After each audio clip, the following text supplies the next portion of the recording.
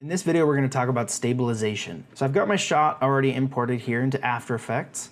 And all I'm going to do again is I'm going to drag that clip to this new composition button so I can get a nice clean composition with all of those effects and things applied already. GoPro VR Player automatically will pull up too if you have this installed, and will allow you to kind of zoom around your video to sort of see a preview of what it looks like. So it's actually pretty handy inside of After Effects. Premiere already has a built-in VR viewer in their program monitor, but After Effects does not currently that I know of. So GoPro VR Player is great. It implements really seamlessly with After Effects, but also does with Premiere as well. So you have a couple options in Premiere if you'd like. Anyway, I don't really need that right now, so I'm going to minimize that. Here's our sequence here, and it's just a basic sequence of me, or a basic clip of me walking up these steps towards the temple here. At the Holy Color Festival video that we did. So I'm just going to choose a relatively brief segment to kind of display and show you how to do the stabilization process, just so you can see relatively quickly and you don't need to sit here and watch this render. But you'll see now that I just picked a really basic area. We can do a RAM preview here so you can kind of get an idea of what it looks like before we stabilize. So as you can see, it's not awful by any means, but it's definitely not great either. And there's a lot we can do to fix this and make it look that much better.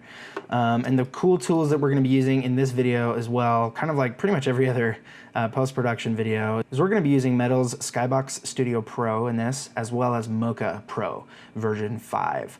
We're going to be using their plugin. All right, so the first thing we need to do, like most videos that we've done so far, is we need to convert this equirectangular video to a cube map. And we can just throw a Skybox converter on there, change it over to cube map. So once you have your video converted to a cube map, you're almost ready to send it over to Mocha for tracking. But before we do that, we want to make sure we have the area that we're going to be tracking for stabilization data in one of these planar areas, right? So you can use the reorient camera view tools in the Skybox converter effect to then repan and tilt and roll anything you need to get it basically in the center of something, or just as long as it's within the same planar area, that's plenty. We just need to give Mocha a reasonable area without moving planes to track. So you'll see that we're already set up for a quality track, because I'm going to be tracking the center, the front face of this temple here, the front door there. And you'll see that it stays within this center region quite well. There's no drifting up into the top or the bottom or left or right. So we don't actually need to do anything to this. We don't need to re-tilt or pan or anything for this clip, for this example, just because it's already ready for us. But if I needed to, I could always, tilt and move things around to get them into the right plane for tracking. So I have all these options here in Skybox Converter to get it where I need it. And that's kind of an important thing to remember. It's a pretty fundamental principle of this cube map conversion and then sending over to Mocha. Whatever you're going to be tracking and working with needs to stay in one planar area. So basically, if for some reason we had a shot that maybe had the beginning of the clip, the temple was up here, and then by the end of the clip it was down here, at the moment that the temple was in the middle of these regions, these planar areas, Mocha would not be able to track that accurately. So what we'd want to do is we actually want to animate this tilt, or whatever axis that we're using or needing to fix. We need to animate it with keyframes to keep the area of interest, the tracking area, in one planar region. So go ahead and reset this so you can kind of get an idea. A really easy way to do that is just hit E on your keyboard on the clip, and you can twirl down your reorient camera view stuff, and you can just create keyframes like you would in any other instance on any other effect.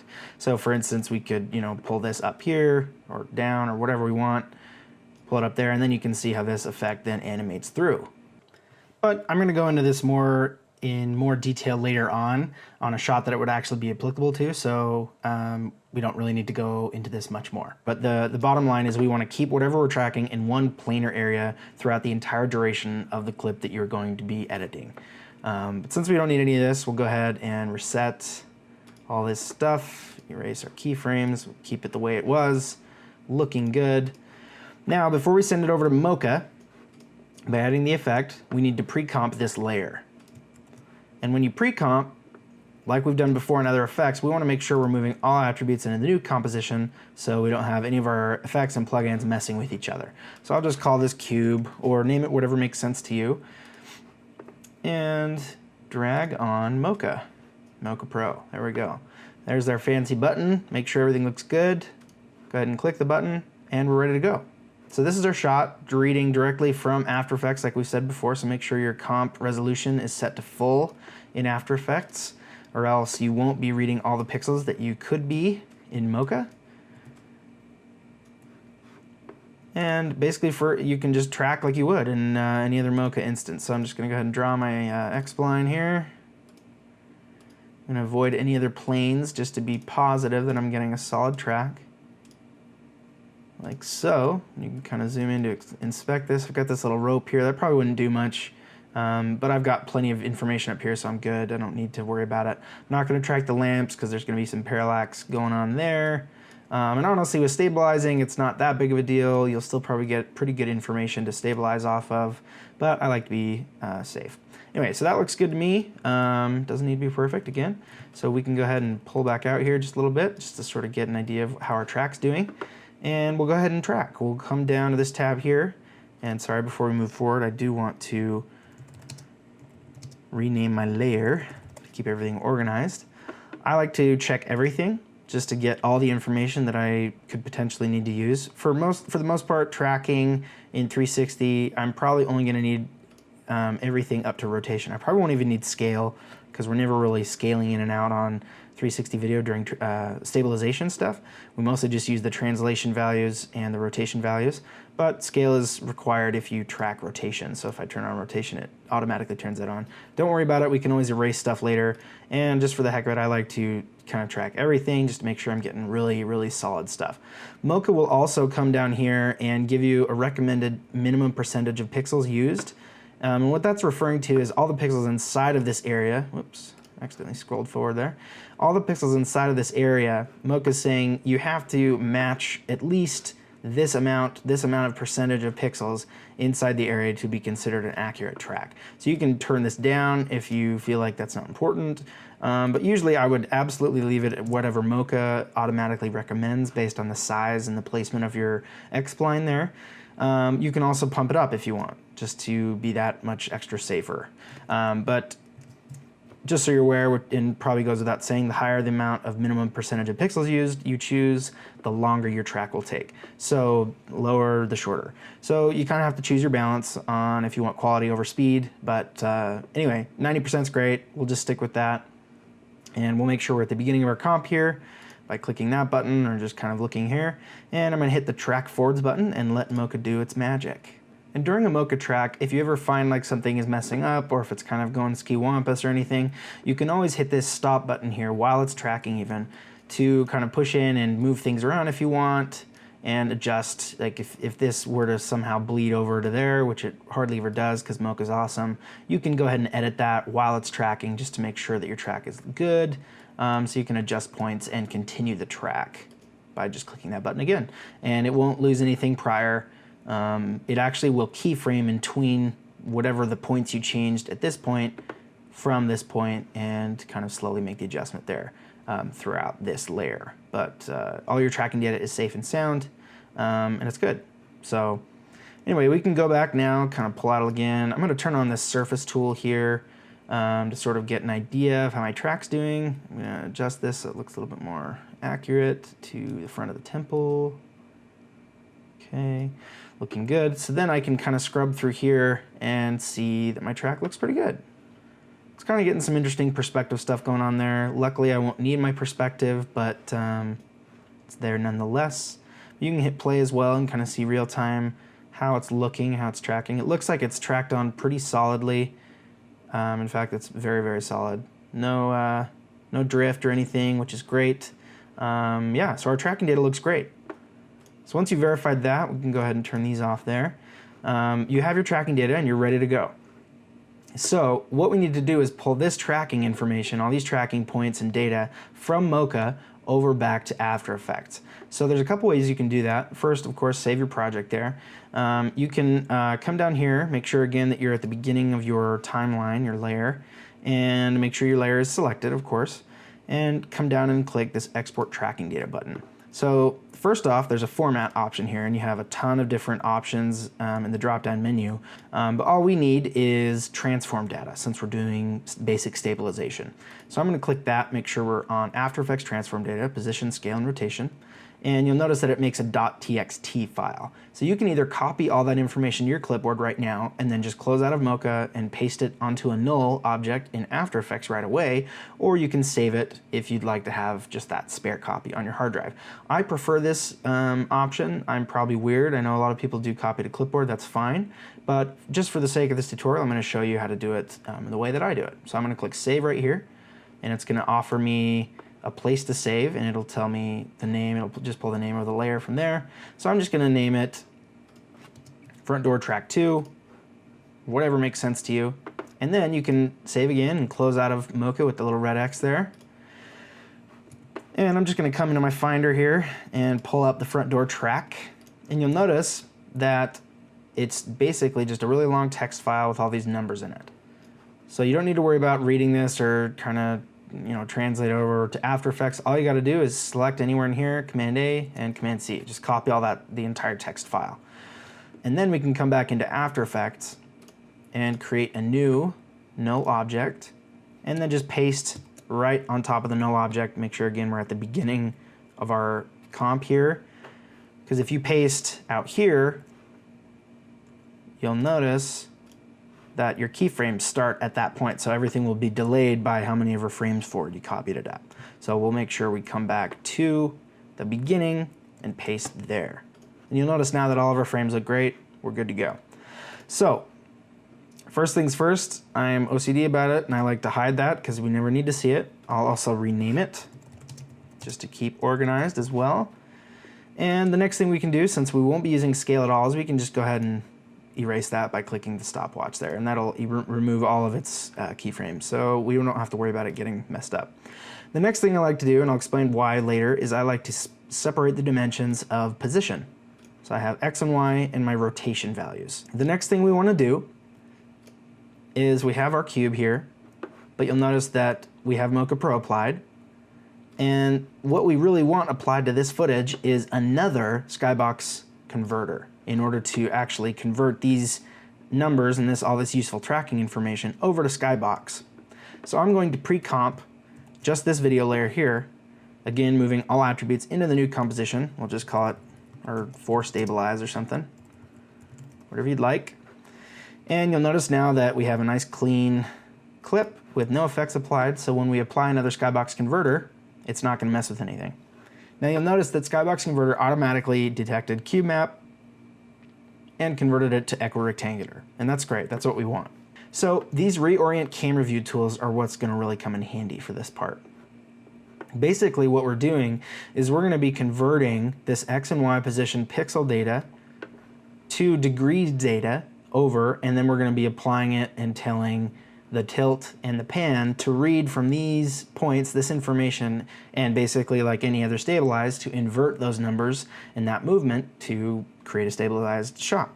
And the same goes for rotation as well. So I'll show you how to do that right now. It's kind of involved. There's a little bit of advanced things you've got to do, but as long as you pay attention, it's actually pretty simple, and I'm sure you'll figure it out here really quick. So the first thing we want to do is twirl down on our timeline the reorient camera view, so this exact same view up here. And in this stabilize, it's actually a little bit unique. There isn't really a one-click wonder way to get all of this data over to the proper regions and the proper axes on our 360 clip. So we actually are stabilizing technically one axis at a time, which is fine, but it does take a few more steps to the process. So for tilt, and that's basically the camera tilting up and down like this, that in pixel data from Mocha is our Y position. Even though it says X-axis, it's actually our Y position information here, because Y position on pixel data is up and down. And in 360 modes, it's actually the X-axis, because the camera is tilting on the X-axis, which basically makes it tilt up and down. So all we have to do is basically convert this pixel data, this Y pixel data, over to something that this tilt X-axis can read. So all we got to do is hold down the Alt key, click on the stopwatch there, and take our pick whip and come up and parent it to the Y position values. So you'll see these turn red, you'll have all this information here.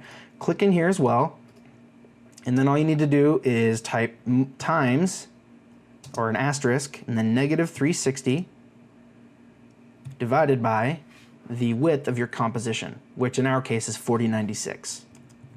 Okay?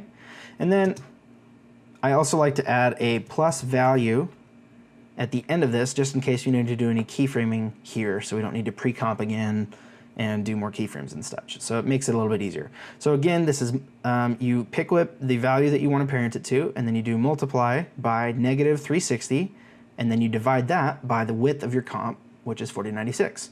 And then you throw a plus value at the end, so you can do keyframing if needs be. And then you're ready to go. You can click out of this, and then you'll see that you'll kind of have a weird horizon here, and that's okay. That's just a side effect of the stabilization process we're going through. So you can go ahead and click through, drag, and adjust your horizon, make it look as level as you can. You don't need to stress too much about this because we'll be adding more and more stabilization effects here. You can see now it won't look completely stabilized because at this point we've only stabilized the tilt, or the Y pixel point, the up and down. So if we play through a little bit of this and give you a RAM preview here, you'll kind of have to use your imagination and kind of try to ignore all the rotation or the roll shakiness and the pan shakiness. But if you notice, the tilt shakiness should be quite a bit more stabilized. It's much smoother than it was before. Just in case you're worried that it's not doing anything, you'll notice that this number here, that red number, changes as I scrub. So what it's doing is that equation that we entered right here is converting all the pixel data that we tracked in Mocha up here in this Y information, all that number. So that's just basically a simple math equation to convert it over to a number that will be useful in degrees for the video. So that when you scrub around on the comp here, you can see that it's actually doing some stuff. So you notice that it's very subtle. It's basically bouncing around from 2.5 degrees to 3 degrees, 1.2, 1.5. It's very subtle, but it does go a long way. So then all we need to do is repeat this process for both these other axes here. So on pan, I'm just going to hold down the option, click on the little stopwatch to the left there, take my pick whip, and this time we'll be parenting to the X values. Okay, and again we'll just take exactly all this information here, just copy and paste even if you want, and click out. And again we kind of end up with a weird looking perspective. It kind of reframed for us, and we can go ahead and just change that very simply by dragging over, and boom, we're good. Now let's go back and look and see how it's appearing as far as the panning shakiness. Now that that's stabilized, you can also see that our values over here in these red numbers are doing their magic. And you'll see that it looks pretty good. So now the only thing we have left is that rotation shakiness, right? It kind of looks a little weird. So luckily with rotation, it's kind of the odd man out here. It's already in degrees, so we don't need to do any of this fancy converting or whatever. All we need to do is basically just parent it by alt-clicking and taking its pick whip and putting it up and parenting it to rotation, just like that. So after you've parented and set up your roll to be parented to the rotation data there on that null, you've got a very stable shot that looks much better than it did before. All right, so this is the before. This is before any stabilization applied. And this is our after shot. So you can see that it's quite a bit smoother. It's still not flawless, and there can be more tweaking that you can go in and do. There is still a little bit of roll shake left in this shot. So I actually want to go in and do a little bit more stabilization. So I'm going to go ahead and pre-comp all this again, and we'll call this cube 2. Okay, and then we can convert this again to a cube map to send over to Mocha. Just need to choose cube map from our drop down there. And we're already pretty good here for our placement. As you can see, we're still in the center. That looks great. I'm going to go ahead and pre-comp this again. We'll call this for stabilize 2. And then we simply drag another Mocha effect on top and click to come back into Mocha. I'm going to go ahead and draw a new X-spline here. So you'll see that we have this whole region to work with. So what I'm going to do is with rotation, if you're kind of stuck on a very small region, some of the wider rotations on the sides here are not going to be caught and tracked by just tracking kind of a central area, just because that is not rotating as much as these sides are. So what I'm going to do is I'm actually going to come out and track these little walls, because those are great planar surfaces that we can use to track, and they go out pretty far, you know, out to the edge of the comp. So I'm not going to milk it. I'm not going to come out right to the edge here. I'm going to come and stay a little bit safe on the inside here, and I'm going to avoid that rail and just track like there. Okay, so now instead of trying to draw a fancy mask to get it back over here, you can actually add to your X-spline by clicking this button here, and you can continue adding track region over here. Okay, something like that. Click out. Perfect. We could also track this stuff below too. That looks like a good area to track as well, but we're going to stick with this for now to see how it works. Okay, I'm going to call this front fence track, whatever makes sense. Doesn't need to be anything amazing. Yeah, and we're good to go. So I'm going to make sure to choose, I'm going to take off shear and perspective, leave it at 90%, just so that I'm focusing on these areas here. And then while I'm tracking, I'm going to keep a special eye to make sure that these areas don't go past that area of distortion, right? We don't want these areas to start trying to track on another perspective or on another plane, because then we'll get all messed up. So I'm going to go ahead and hit track forward here and keep an eye on that. But it should work pretty well. We can also keep an eye and make sure that these points don't go over top of this handrail here. It looks like we're getting pretty close on this one, so I'm just going to stop the track and, you know, pull these in a little bit. Okay. Continue tracking. It looks like we're getting pretty close on our left side here to this area, so I'm going to go ahead and bring in these 2 points as well. Something like that. And these ones just for kicks and giggles. And we'll continue tracking. Okay, Mocha's doing a great job. So you can see we're getting pretty close over here again. And kind of the best way to see where that change is happening is you can see kind of the bend in the pole there. That's where that new planar surface is happening. You can see it right here too. So we're pretty close. We don't need to worry about it just this moment. Okay, I'm going to speed through the rest of the track here so you don't have to sit and watch me do all this work. Okay, great. So again, we can come in and double check our track to make sure that we are getting a solid track across here. You can see that it looks like it's actually tracking pretty well. Okay, so I'm going to turn all this off, save our project, and we'll go ahead and export this tracking data one more time. To transform again, I'm going to hit save on this. Okay, I'm going to copy and paste all that, hide those, and before we apply that information, we'll need to pre-comp this layer again, and we'll call this stabilizing rotation, whatever makes sense, and we'll add a skybox converter to it. Perfect. Okay, so then also before we do anything else, we need to create a new null object, and we'll paste again. And since I'm only going to be using the rotation data, I'll erase the scale, and I could erase the position if I wanted, but I don't really need to since I won't be parenting anything to it anyway, so I'll just leave it there. I'll separate it just for old time's sake as well. And then before we move on, I'll rename this to rotation data, whatever you'd like. And I'm just going to twirl down the R, or the rotation value, by hitting R on my keyboard. Okay, so it looks like we've got some good information here. And ideally, this would be at 0 the whole time if our shot was completely stable. So it's pretty close. It's like within 1 degree of 0, but we still see that little wobble that I'd like to try to get rid of as best as we can. All we need to do is make sure our clip is selected here, hit E to bring up our effects, and we can twirl down our reorient camera view. So I'm going to be stabilizing our rotation here. I'm going to do our same process that we did before, parent it to the rotation values there, and I'm going to add a plus value here, just to make sure we're good. And I'm gonna kind of try to flatten out our horizon here. And then we'll be good to go. Let's see how this looks. All right, so that's looking much better.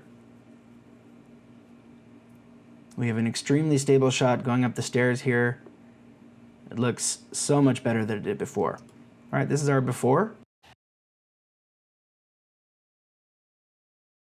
And this is our shot after. like butter. Looks great. Night and day change. So it's completely changed and stabilized thanks to the amazing tracking information that Mocha can give us, and then we apply that translation and rotation data over to Metal's skybox converter, and we invert the rotation of the rig to make it look this much more stable. So it looks great. So then yeah, you can just export this from here, or you can again add more pre-comps to keep on adding on more layers, do removes, things like that. But that's stabilization, and that's how you get your shots looking rock solid and stable for final export and delivery.